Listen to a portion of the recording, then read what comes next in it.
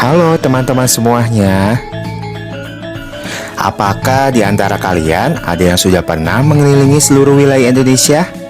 Menurutmu, apakah untuk mengenal Indonesia harus dengan mengelilingi seluruh wilayah Indonesia? Jelas tentu tidak. Sebagai warga negara yang baik, memang kita perlu mengenal bangsa Indonesia lebih dalam. Tetapi tidak harus setiap wilayah Indonesia kita datangi kok. Walaupun jika ada kemampuan tentu akan lebih baik. Akan tetapi yang diperlukan oleh warga negara untuk mengenal bangsa Indonesia, salah satu caranya melalui wawasan Nusantara loh. Tentu kalian masih ingat ya materi tentang wawasan Nusantara. Melalui wawasan Nusantara, setiap warga negara dapat memandang dan mengenali keberadaan bangsa Indonesia dari berbagai aspek. Aspek dalam wawasan Nusantara disebut Astagatra yang terdiri dari aspek Trigatra dan Pancagatra. Untuk mengetahui aspek-aspek dalam wawasan Nusantara tersebut, mari kita sama-sama bahas di dalam video pembelajaran kali ini.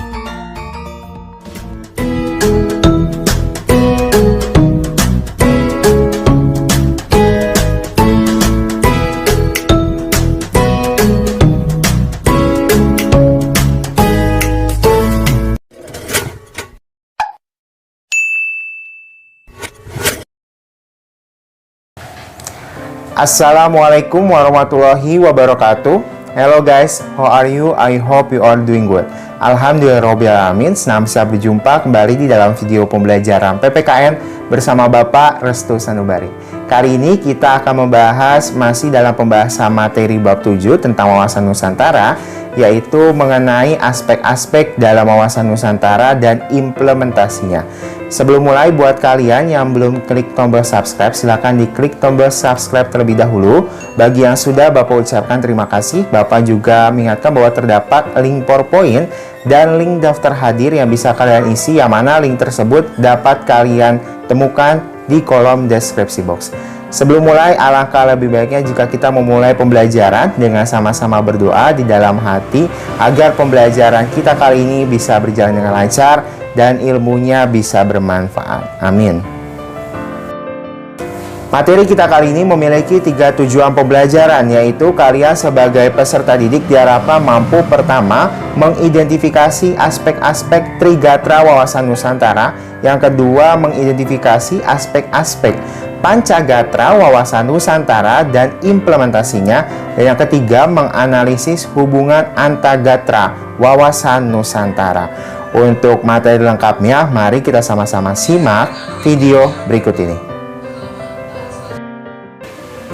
Aspek Trigatra wawasan Nusantara. Apa itu Trigatra? Trigatra adalah aspek-aspek dari sebuah negara yang sudah melekat dalam negara tersebut dari awal didirikan, atau biasa disebut sebagai aspek alamiah. Aspek tersebut antara lain ada aspek geografi, keadaan dan kekayaan alam, dan kependudukan atau demografi. Kita akan bahas satu persatu. Yang pertama, aspek geografi. Indonesia terletak pada posisi silang dunia, yaitu di antara benua Asia dan benua Australia, serta Samudra Pasifik dan Samudra Hindia. Selain sebagai negara kepulauan, Indonesia juga dikenal sebagai negara maritim, yang hampir 2/3 wilayah Indonesia adalah perairan. Yang kedua, aspek keadaan dan kekayaan alam. Indonesia memiliki sumber daya alam yang melimpah, baik di permukaan bumi maupun di dalam bumi. Yang ketiga, aspek kependudukan atau demografi. Jumlah penduduk Indonesia pada tahun 2021 mencapai 273,8 juta orang. Jumlah penduduk yang banyak tersebut apabila dikelola secara tepat, maka negara akan memiliki sumber daya manusia yang berkualitas. Berikutnya, aspek Pancagatra wawasan Nusantara. Pancagatra merupakan aspek-aspek yang menyangkut kehidupan, pergaulan, serta interaksi antar manusia dalam kehidupan berbangsa dan bernegara, atau dikenal sebagai aspek sosial. Aspek ini berhubungan dengan ikatan, aturan, dan norma tertentu. 5 aspek sosial dalam Pancagatra antara lain ada ideologi, politik, ekonomi, sosial budaya, serta pertahanan dan keamanan. Kita akan bahas satu persatu aspek-aspek tersebut beserta dengan implementasinya. Yang pertama, aspek ideologi. Ideologi Pancasila merupakan alat pemersatu dan penguat bangsa, di mana ideologi Pancasila memuat nilai-nilai luhur yang lahir dari hasil pemikiran dan gagasan dasar bangsa Indonesia. Nilai-nilai tersebut dijadikan sebagai arah dan cita-cita membangun negara serta menjadi dasar pengembangan wawasan Nusantara. Implementasi wawasan Nusantara dalam bidang ideologi dapat dilakukan sesuai dengan nilai-nilai Pancasila. Semua nilai-nilai yang terkandung dalam Pancasila menjadi dasar pijakan untuk kita dalam melihat diri dan lingkungan. Berikutnya, aspek politik. Jika kita berbicara tentang politik, pasti berkaitan dengan kekuasaan atau pemerintahan.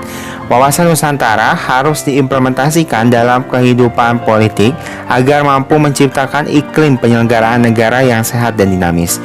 Implementasi wawasan Nusantara dalam bidang politik dapat dilakukan melalui pertama, pelaksanaan politik yang harus sesuai dengan hukum dan mementingkan persatuan bangsa.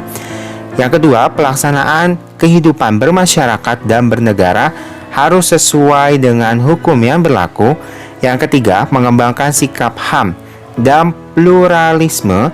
Yang keempat, memperkuat komitmen partai politik dan lembaga pemerintahan lainnya untuk meningkatkan persatuan dan kesatuan. Yang kelima, meningkatkan peran Indonesia dalam dunia internasional atau politik internasional. Selanjutnya, aspek ekonomi. Upaya meningkatkan kesejahteraan rakyat dapat terlihat dari sistem perekonomian Indonesia yang disusun sebagai usaha bersama berdasar atas asas kekeluargaan. Artinya, setiap warga negara mempunyai hak dan kewajiban yang sama dalam menjalankan roda perekonomian dengan landasan Pancasila dan Undang-Undang Dasar 1945. Sistem ekonomi Indonesia yang berasaskan kekeluargaan harus dilaksanakan dengan berpedoman pada prinsip-prinsip seperti berikut. Yang pertama, kekayaan di wilayah Nusantara menjadi modal dan milik bersama bangsa untuk memenuhi kebutuhan seluruh wilayah Indonesia secara merata. Yang kedua, pembangunan ekonomi harus memperhatikan keadilan dan keseimbangan antara daerah. Yang ketiga, pembangunan ekonomi harus melibatkan partisipasi rakyat seperti memberi kredit untuk UMKM dan lain sebagainya. Berikutnya, aspek sosial budaya. Aspek sosial budaya berhubungan dengan pergaulan hidup masyarakat Indonesia, di mana nilai-nilai kebersamaan, perasaan senasib, dan sepenanggungan serta solidaritas merupakan unsur pemersatu. Implementasi wawasan Nusantara dalam bidang sosial budaya akan menciptakan sikap batiniah dan lahiriah yang mengakui, menerima, dan menghormati segala bentuk perbedaan atau kebinekaan sebagai anugerah dari Tuhan Yang Maha Esa, sehingga tercipta kehidupan masyarakat yang rukun dan bersatu. Terdapat beberapa hal yang perlu diperhatikan dalam implementasi wawasan Nusantara pada bidang atau aspek sosial budaya, antara lain, yang pertama, mengembangkan kehidupan bangsa yang serasi antara masyarakat yang plural atau berbeda.